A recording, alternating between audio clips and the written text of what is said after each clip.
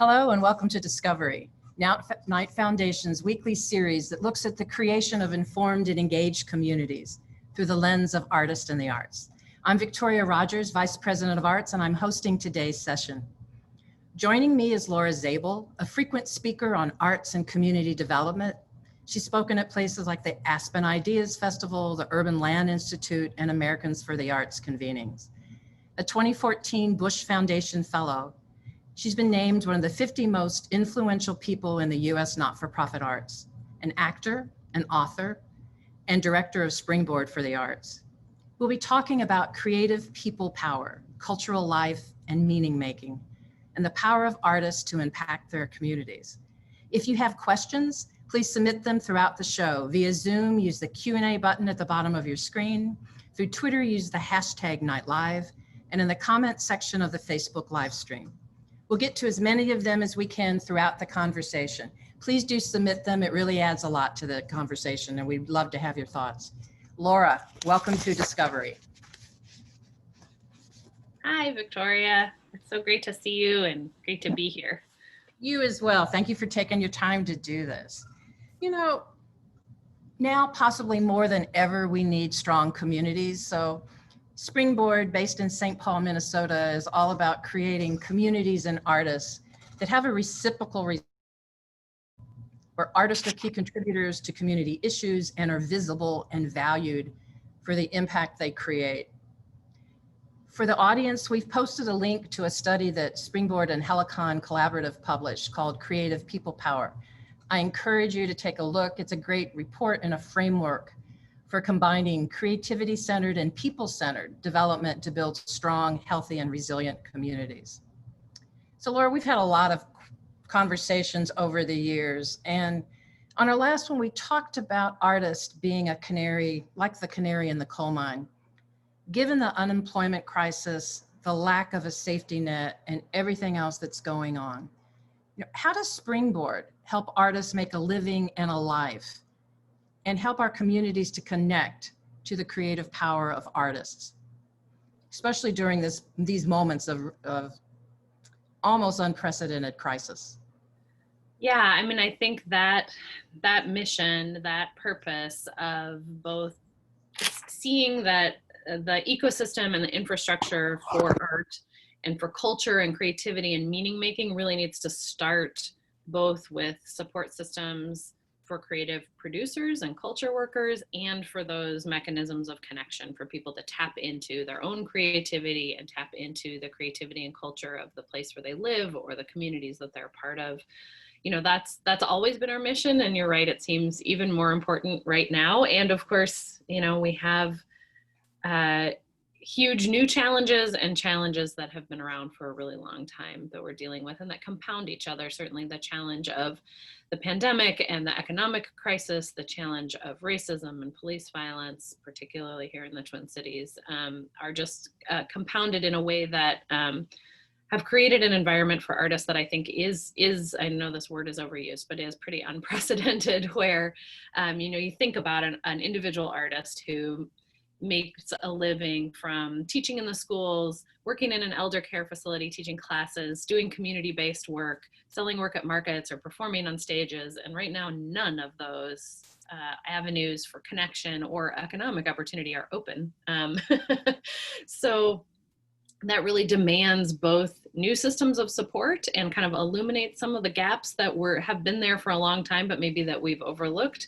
And it also really, I think, in the more optimistic side of things, has really sparked people's creativity and has helped people find new ways of connecting. One thing that I'm really inspired by right now is how much people, artists and other folks too, are moved to connect, even with all of the barriers that exist. People are figuring out how to come together, how to make meaning out of what's happening in our worlds and in our places. And um, if I have optimism in this moment, it's that I both see artists stepping to the moment and stepping into leadership, and also really see people recognizing the value of culture and their kind of deep human need for connection and meaning right now. So what of the many programs that you currently offer, which ones seem to be the most helpful now? And sort of in addition to that, given this current circumstances, are there new programs that you want to create, or how would you change ones that you currently have? Yeah, Springboard's programs are always really rooted in practicality. And so one of the biggest things we've done in the last 6 months is around emergency support for artists. So Springboard's always had an emergency relief fund. It's been a big part of our work for a long time, although the scale is really different. So about, in a normal year, we fund about $20,000 in emergency support to artists. That's usually about 40 artists, so a few a month. Since March, we've raised and distributed over $1 million to over 2,000 artists in Minnesota, $500 at a time. So that's a significantly different scale, but the scale of the crisis and the need for artists to have even that kind of small stopgap help is really, really urgent. And I still believe that kind of direct support, unrestricted, to literally pay your bills and put food on the table is one of the most important things that we can do, particularly for people who face multiple barriers, artists of color, artists in rural communities, queer and trans artists, and artists with disabilities are our priorities in this moment because of the ways that the crisis impacts those folks in multiple ways and compounds existing disparities. And then I think, so on the one hand, there's this idea of direct support and economic opportunity.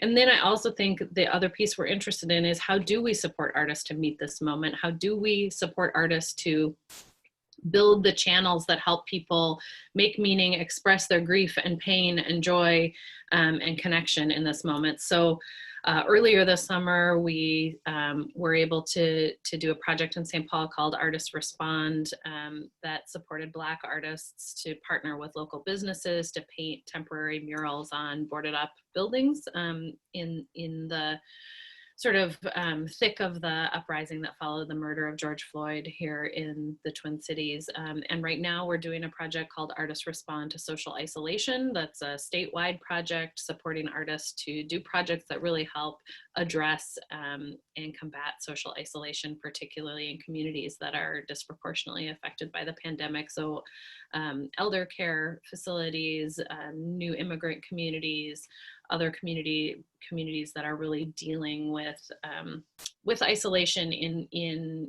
a really acute way. So we really feel like artists have the potential and the possibility to provide some of that resource for people and to tend to people's humanity in this moment and to help us really express and make meaning of all the things that we need to address and express with each other. And so really figuring out what are the tangible ways we can do that? What are the practical ways that we can, I always use this phrase at Springboard, get to the doing, rather than the talking. Isn't one of your phrases, think it, do it? Yeah, I feel like that comes from Springboard's an organization that's run by and for artists. So everyone on the staff is a practicing artist. My background is in theater and performance. And I feel like that kind of ethos of the organization comes from our artistic practice, right? Like you make work, you make art by doing it. You make theater by standing up with people and trying it, not by sitting around a table and talking about it. And so I think that that kind of artistic process really informs our work at Springboard of, let's get it up on its feet. Let's try it. Let's feel the response. Let's see how it works in community and continue to iterate and change as we go, rather than needing something to be fully baked or fully finished before it goes out in the world. Yeah, that's a controversial statement for a lot of people that are, at least in the fields that I've worked in, especially with classical music. You can't put anything out until it's absolutely perfect, whatever that means. But I am back to this thing about isolation, because I think that so many of us, especially those of us who live alone during this pandemic, feel incredibly isolated at times. And Zoom calls are great, but as we were talking earlier, you miss the nuance. You don't, that's behind statements that people make, and just human touch for another. So when you talk about some of your artists working, whether it's in retirement homes or helping to take care of elderly, what else are you seeing that you think is really interesting that people are doing to connect with others during this? I mean, you brought up theater. I mean, what does theater look like right now? We're seeing a lot of people pivot to digital, and sometimes it's great and sometimes it doesn't work. But talk a little bit about what you're seeing from your artist. And people need to know that you're based there and you have another location, but you work with people literally across the US. Yeah, I think it's unsurprising, but also still really wonderful to just see the ways that artists do innovate. I think no one would wish for this level of constraint, but most artists talk about how constraints lead to creativity. So even though, again, no one would wish for these particular set of constraints, but I think artists are being really creative in this moment. And right now, I'm particularly interested in the ways that artists are exploring, outside of the digital realm. So exploring in more analog ways. So whether that's safe and socially distant things that can happen in person, or things that use the US mail, or, the telephone. This fall, we're actually bringing back a project that we've done for a number of years called Community Supported Art, that is based on the community supported agriculture model, where people buy in and get a share. Yeah. And instead of vegetables, they get works of art. And this year, that's all going to be through the US mail. And the artists are creating work around these three ideas around comfort and care and creativity. So there will be projects that are about, that are specifically designed to be something you can gift to someone else. So to kind of continue that chain of connection. So you have this connection to the artist and they've given you something that you should pass to someone else. There will be projects that are really designed to be almost like kits for people to make things at home and really engage their own creativity and then share them potentially digitally with each other. And then works of art that are really personal pieces that people will be able to connect to and have as a part of their lives. And I think those kinds of projects that, I've seen some really great digital performance also, but I'm right now excited about those kinds of projects that bring us back into community with each other in really tangible ways, whether that is in person or through an object that can travel to your home from someone else. And you can kind of feel that sense of that someone made something with care for you and have that kind of reciprocity in the relationship that I feel like is what we all are really craving right now. Yeah, one that comes to mind for me is the costumers at the Miami City Ballet made beautiful masks for people. Mm-hmm. And having had the luxury of being within their space and watching the beautiful work that they do, that their idea, they wanted to be a part and they wanted to help. And this was a way that they could do that. The Choreography Center in Akron created these little boxes that you can go online and buy, which of course I did. And they send it to you, and there are things that you can do about movement. They also sent you a great little bag of coffee in case we're not caffeinated enough in today's world. But I'm always interested in the ways that artists are able to express themselves, and then that that really important thing about the connection. You and I have had many conversations about, we both believe that vibrant cities have to have really good arts ecosystems, but that economic development is not the only thing that artists provide. Right. Yeah, I think, if there's anything that the last 6 months has taught us, it's that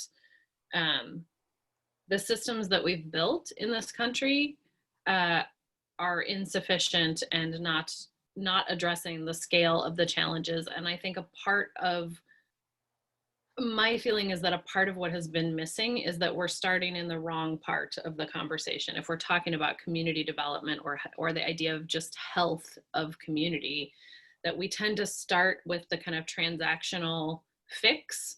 And we don't start with people's humanity, their own agency and power. We don't build from what is already creative and rooted in culture in place. We don't create systems that are designed to support people to imagine and build their own futures. We tend to start with a kind of transactional fix. And some of those transactional fixes are super important, but I feel like we've really culturally in this country skipped over the kind of foundational root humanity of people. And a lot of that has to do with culture and meaning making. And I think that artists can really play a role in helping us reconnect to that, and the idea of people owning their own artistry, their own creativity, their own cultural practice, and their own imagination as a part of each of our own individual power and agency, I think just has to be a part of how we think about what community development means, or even economic development, that can't only be about the built environment or can't only be about who owns land. All the land we're on is stolen. Most of our systems were built by stolen labor. And so talking about land ownership or taking up space in community as how we characterize community development feels like it's never going to get us to the level of change we need. We have to kind of roll back to a place where we can acknowledge and honor and support each other's humanity. Talk a little bit more about your statement, meaning making. Yeah, so we at Springboard, we could talk for hours and hours about what is art. And at Springboard, we use a definition of art and artists that we borrow from the artist Alan Capro, that art is about meaning making in everyday life. And that's the kind of baseline for us. Springboard's not an organization that's invested in deciding who is and isn't an artist. In fact, we often play a kind of evangelist role of trying to help more people acknowledge themselves as artists and more people see the opportunity and power that can come from acknowledging your own creativity and your own artistry. Because we know that the nonprofit art system has left a lot of people out. And in our kind of quest as artists for validation, we've sort of put some artificial parameters around who does and doesn't get to call themselves an artist that I think have actually hurt everyone. And so that idea of meaning making, how we make sense of trauma, how we make sense of pain, how we make sense of our histories, how we make sense of our joys and prides in our place or in our communities, those things are really connected to culture and creativity. And to me, that's what art is that really a really fundamental sense of how we connect to each other and make meaning of our lives individually and collectively. And I know that, the pushback frequently on that idea then becomes, and then where is the value of someone who has spent their life training, to be an art, air quote, artist, who I love as well. But how do you see sort of that? I think it's a false dichotomy, but I think it's something that is expressed, whether it's a false dichotomy or not. Yes, I mean, plenty of people have expressed that to me over the years. I think, first of all, I think it's a false dichotomy. I think those things are mutually reinforcing a whole spectrum of creative activity, of different ways that people own and contribute.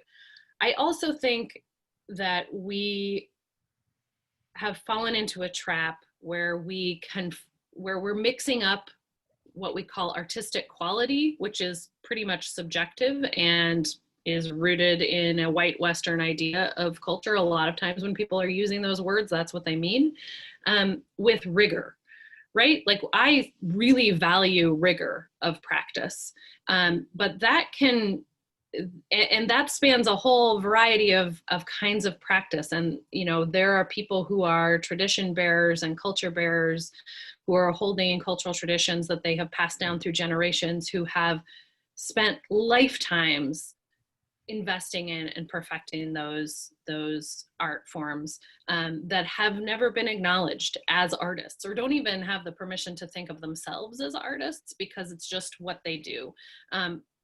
But that rigor is there, and that is, I think, what speaks to people and what creates that meaning.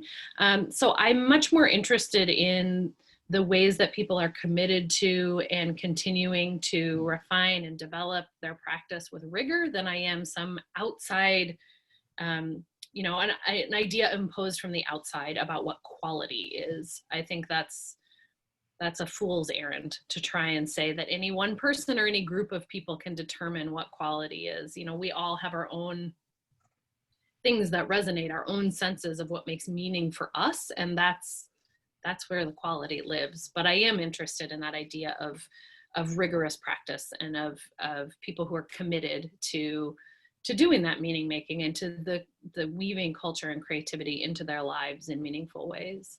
Yeah, and I think that having been able to spend time with people whose language doesn't even have a word for art because it's so ingrained in what they do and it is so valued in that way, especially was a reader for Rasmussen and got to spend some time in Anchorage at that phenomenal museum that is there, and just the displays of the most beautiful, intricate work that is a history of a people. Right. Was really fun and meant a lot in that process. So you did mention, you know, earlier in the conversation, the unrest that certainly the Twin Cities have experienced, but what's it like now in St. Paul? Yeah, I mean, I think I both, in any context like this, I feel a huge responsibility to try to represent Minneapolis and St. Paul and the Twin Cities and Minnesota. And I always have to start by acknowledging that my perspective or my feeling about what it is to live here right now is just that, you know, and every person who lives here has a different perspective and feeling about it. And mine is informed by all of my identities and relationships. You know, I feel like at this point in October, you know, in the Twin Cities, we are still in the midst of and dealing with both a collective and individual trauma in our community, both the trauma of the murder of George Floyd, his life, and a kind of collective awakening and realization that murder comes from really entrenched systems of racism and anti-Blackness that are built into our systems everywhere, but in some pretty particular ways here in Minnesota.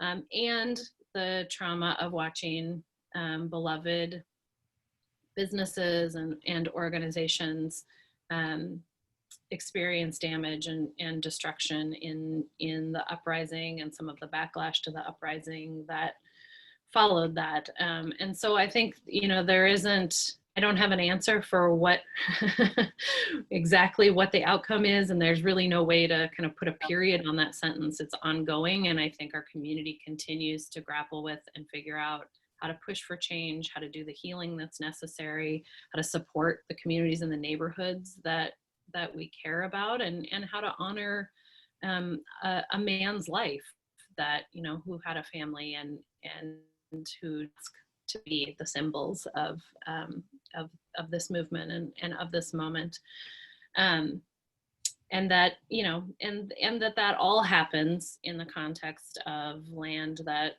was and is the homeland of the Dakota and Ojibwe people, and that is a long legacy of systems that were built to claim space and lives and resources for the gain of white people. I can.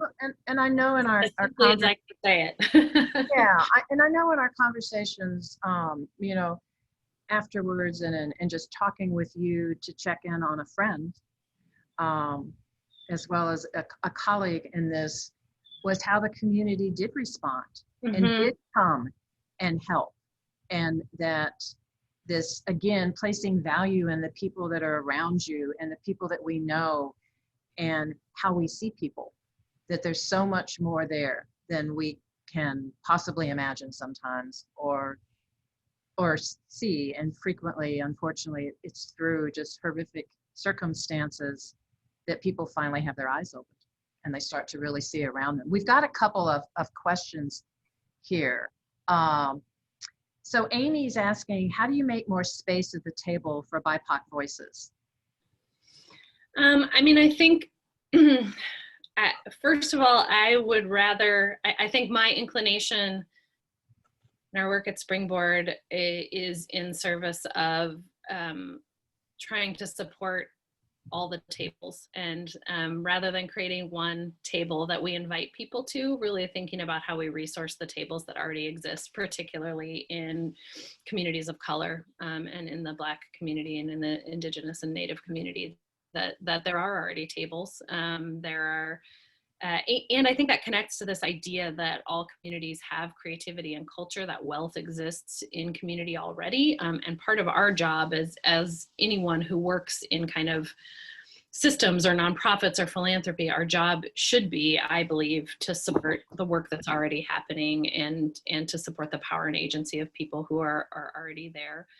I think, from a really practical perspective, I don't know any way to do that kind of work without starting with relationships and really being in relationship at a really grassroots level.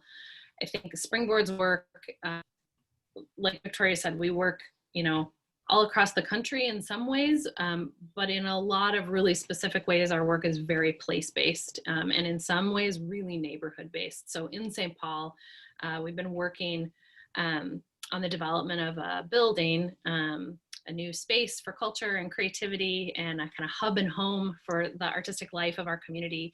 And our neighborhood is at the intersection of really everything, I think, in St. Paul. It's, immediately to the south of us is St. Paul's historic Black neighborhood, Rondo, which was bisected by the interstate highway construction. Immediately north of us is a neighborhood called Frogtown, which is St. Paul's historic sort of immigrant first landing place, and now is home to a very large population of first and second generation immigrant and refugee families from Southeast Asia. We're about 3 blocks from the state capitol and about a mile from downtown. So it really is this confluence of all of these places.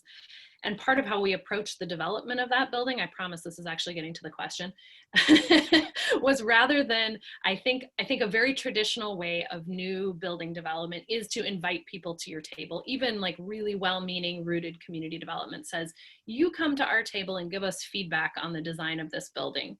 And we tried really hard to kind of flip that around. And we spent an entire year before we did any kind of work on what the building was going to look like or any kind of construction, saying, show us. And we just handed over the keys to about 200 different community groups and 6,000 people who used this unrenovated car dealership with, my euphemism is rustic bathrooms. That was just yes, a big open box of a room. We just let people fill it with creativity and culture, and that gave us the opportunity to learn from our neighbors, from our communities, what people wanted out of a space, and learn, I think, in a much deeper way than we would have if we had invited people to, vote on their favorite design from our architect. It allowed our architect to do that learning as well. And now that we are, under construction, I know that that building is really rooted in the hopes and dreams and the vision of the people in the community, and that they'll continue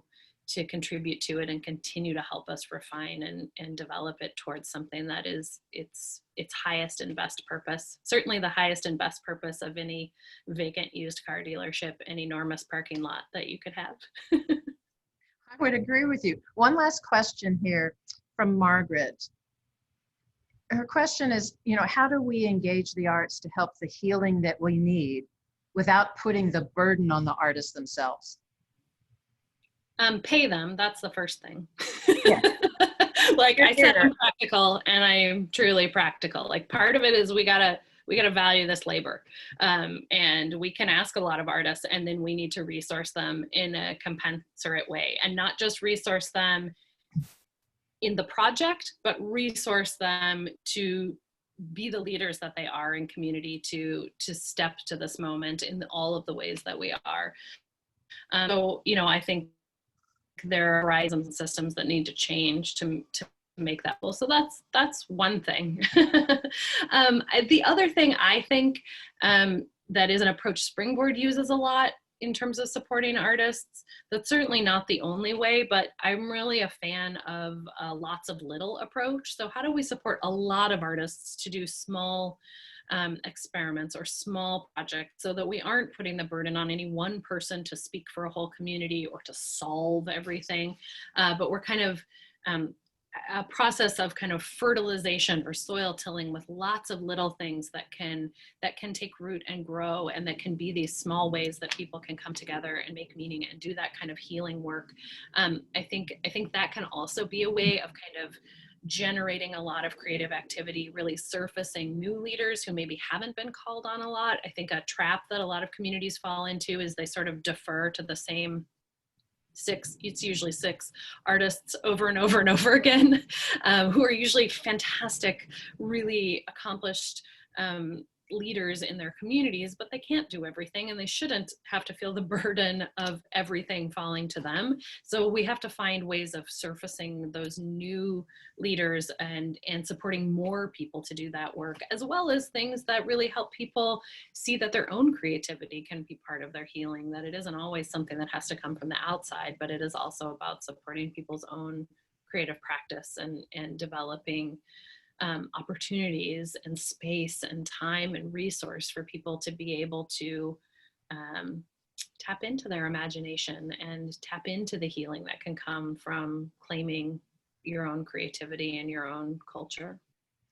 We're going to go a few minutes over. I think we should go ahead and show your clip about the space. Yeah, so we made this video just to kind of document the before of the building.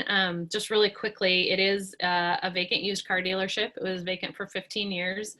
And we have been in the process for the last 2 years of this deep community work, and then renovating the building to really put it back into service as a hub for our neighborhood and for the broader Twin Cities and country.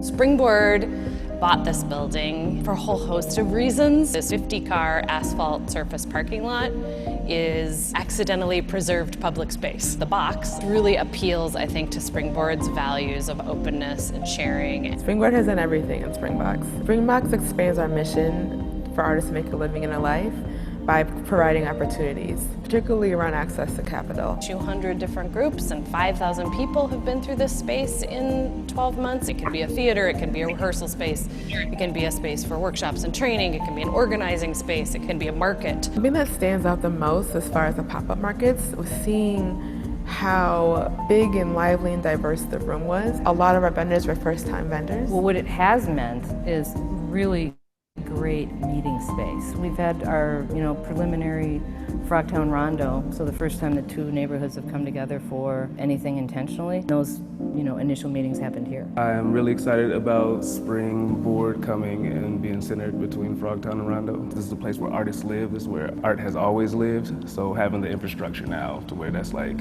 you can see it, is exciting. It was in the Springbox that we actually got a chance to host parents from 6 different regions in Minnesota to come together and figure out how we structurally integrate community knowledge, authority, and leadership into state-level public decision-making spaces. Springboard is doing with Springbox is creating sort of a mutually beneficial relationship with the community and creating a space where not only are you welcome in this space, but here's the keys, come on in and have your own types of events. How do you see yourself in this space? Part of what we're raising money for is, of course, the physical transformation, but I think almost more importantly, we're raising money to make sure that the space stays really accessible, that we can continue to really make sure that the people who built this neighborhood are the people who this space belongs to. Once we reopen the space, I can't wait to see who shows up. I think what's really unique about this organization and this building is that it's porous, and the work that we do here will be defined by the people that's surrounding it. And I feel like this is a moment right now where we have a lot of different forces converging in this country, in the world, finding spaces and opportunities to bring people together, to be able to have these common bonds and to really strengthen ties of community, I think is going to be so important moving forward.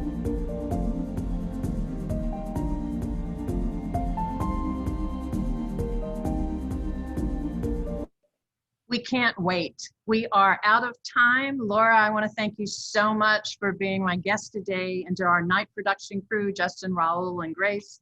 Thank you for making the show happen.